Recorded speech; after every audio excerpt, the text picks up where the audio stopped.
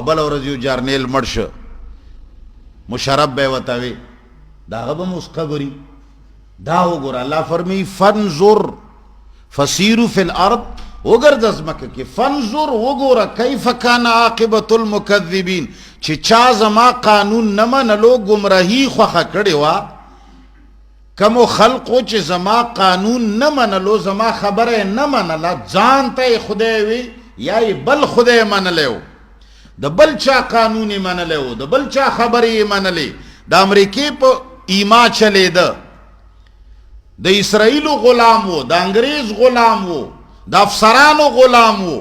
د قرآن په ځای بل کتاب منلو فسیروا فی الارض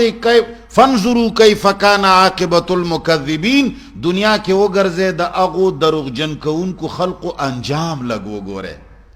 چې څه شی پاتې دی یاره دا اوس چرته تللی دی یاره قبر کې پروت دی چاله ورغلی دی الله له ورغلی او دا هلکه افسران ورسره تللی دي نه ګارډ ورسره تللی دی نه اجازونه ټینکونه ورسره دي نه یاره دا خو که ده د الله خلاف کړی وي دنه خو به اوس هر څه ایستي وي پوهېږې که نه پوهېږي دا سوچ وکړه تلی الله ته یې منلی دی الله نه دی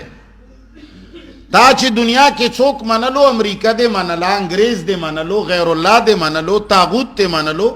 ښځه دې منله د ښځې خبرې دې منلې د زامنو دې منلې د کلیوالو دې منلې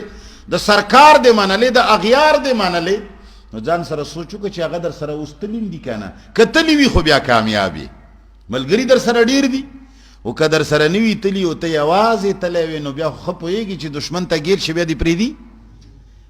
هلکه زمونږ دشمن څوک دی